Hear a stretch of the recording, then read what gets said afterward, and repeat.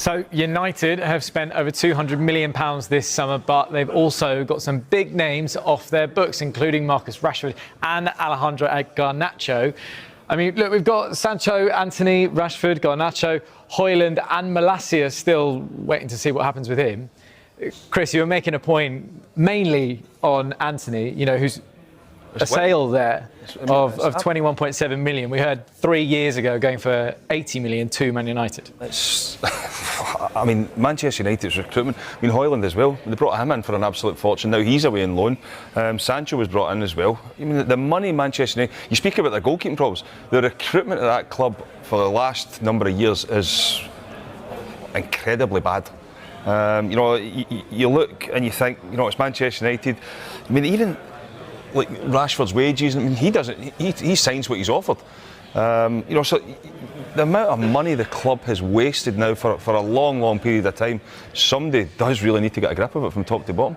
So what have you made of it? Because it does seem like Manchester United, they make these massive deals, the players come in and then it all gets a little bit ugly. They're all training in a separate location to the others, their changing rooms are different. Where do they go after this? Have they got to change their strategy?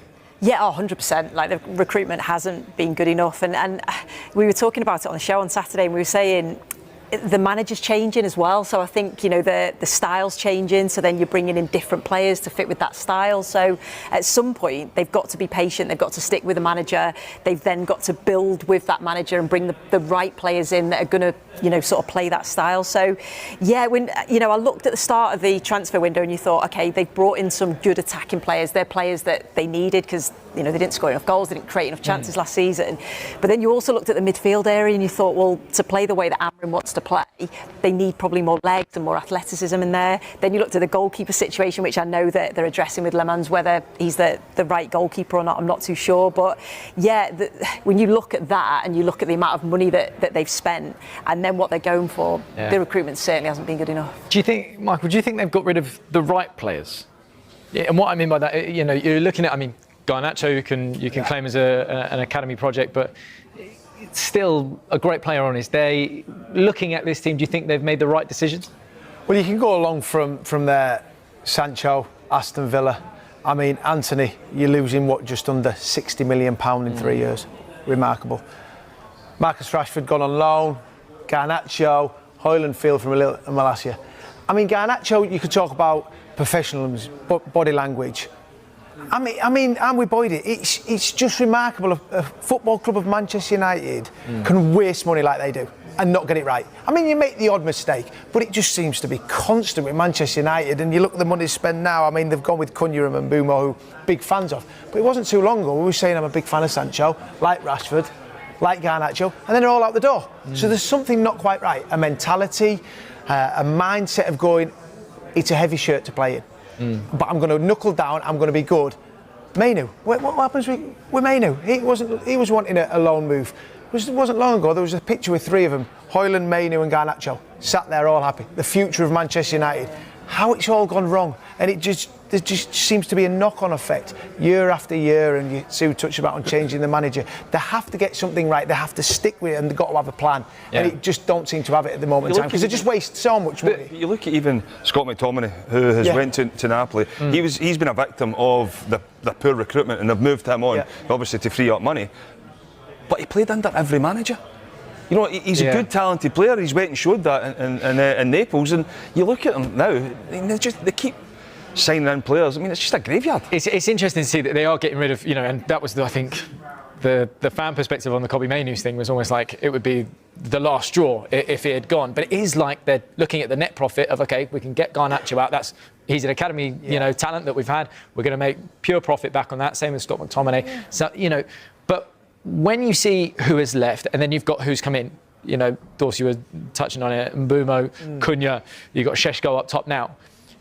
Are Man United stronger now than where they were at the start of the window? Yeah, I think they are. They're stronger. They are stronger. I think Mbeumo and Cunha makes Man United strong. The jury's out on Šeško. This jury's still out on it. But he hasn't played. He hasn't played enough games at the moment. Why would you spend? But why have you spent 70 million on him and you keep him on the bench? Why not put him integrate? And they played. No disrespect. They played Burnley at home on the weekend. Why are you not starting your centre forward to try and get him confidence? He was claiming that he was suffering from cramp on. Then Cunha gets injured, and then you don't bring him on. Yeah. You still don't bring him on. And as the number 9, I understand suffering from cramp against Grimsby. Grimsby dominated them. That's why they said he took the last penalty. Nah. Even if I've got cramp, I'm taking the first 5. If you pay 70 million, I've got to stand up and be counted for. But I'm not blaming Šeško, because if he should be the one who says to the manager, I want to prove myself.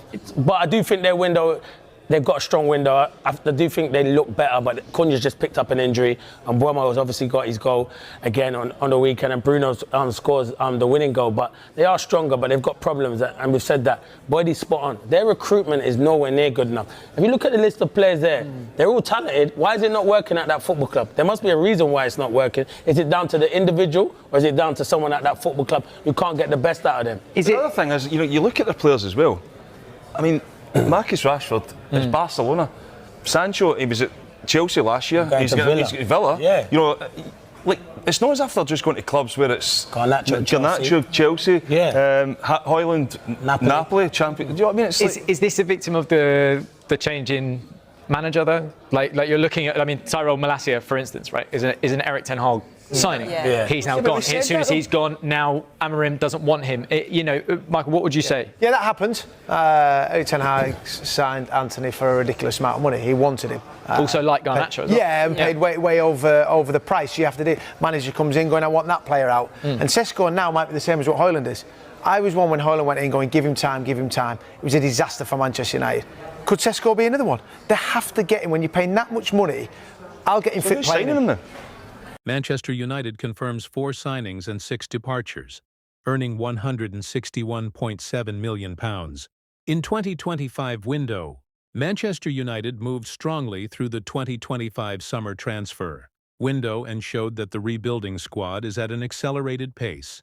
The club has confirmed the arrival of 4 strategic reinforcements and, at the same time, has secured the departure of 6 players, ensuring an impressive collection of £161.7 million. The movements mark one of the busiest markets in recent years at Old Trafford and set the tone for the new phase under the leadership of Sir Jim Ratcliffe and his football team. The 4 hires were designed to resolve sectors that had been the target of criticism and technical needs. The club brought in a creative midfielder to take on the leading role after the departure of Bruno Fernandes, a versatile striker capable of playing in different positions in the offensive sector, a young defender with the potential to consolidate himself as a key player in the future, and an experienced full-back coming from another European league, hired to provide defensive balance and increase team consistency. These arrivals are not just immediate reinforcements, but pieces that are part of medium-term planning to put United back among Europe's giants. The departures also attracted attention. 6 players left Old Trafford in negotiations that generated good numbers for the club. Some were important pieces, others already had little space and were looking for new air.